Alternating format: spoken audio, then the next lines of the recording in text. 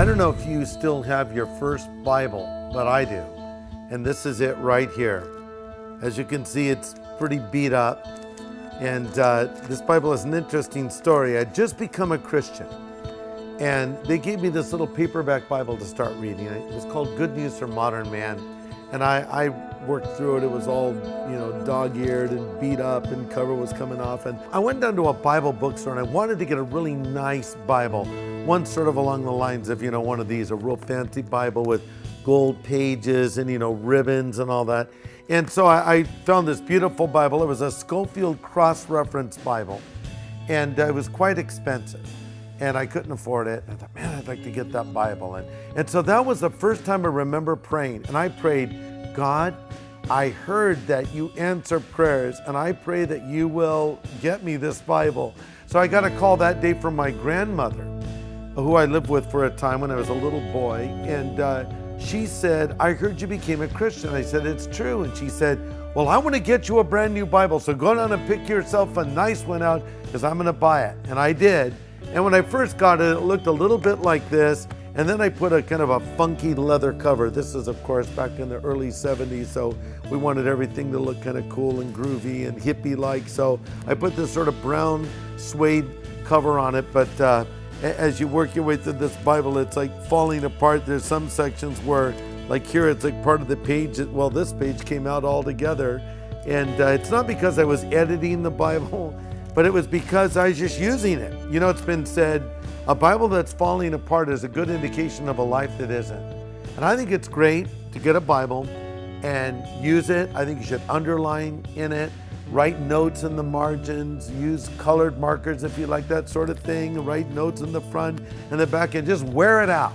Don't throw it away. I've never thrown a Bible away. I keep them all, and then you'll look back on it, and it's kind of like a little time capsule of where you were at this time in your life spiritually. So this was my first Bible, and I'm so glad I still have it. This is my Bible I use today.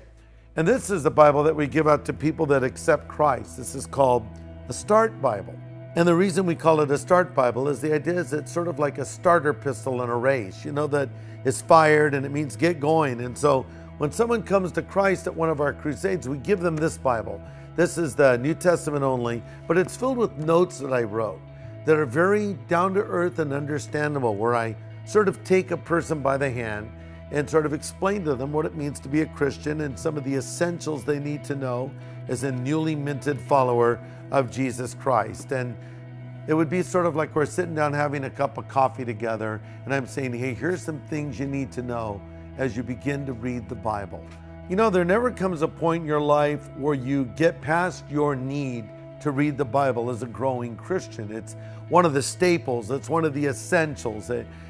You need it in your life every day. In fact, the scripture says, if you want to be a growing Christian, you'll meditate in the Word of God day and night. So it's a great way to start and end the day. Every day, when I get up, I read the Bible before I read anything else, before I look at a newspaper or check my email or update my Facebook page or check a text or anything else. I read the Word of God. And it's the last thing I do at night before I go to sleep. I read God's Word. It's a great way to prepare yourself as you rest and then for the next day. And you don't outgrow the Bible any more than you would outgrow eating. It would be like saying, yeah, I used to be into the whole eating thing. I ate with the best of them. I'd eat breakfast, lunch, and dinner. And you need to eat throughout your whole life. Or even more ridiculous for someone to say, well, I tried the whole breathing thing. You might be into breathing, but I'm beyond that. Well, no, listen, you don't get beyond it. And guess what? As a growing Christian, you never get beyond your need to read the Word of God. So make that a habit. Make that a discipline of your Christian life.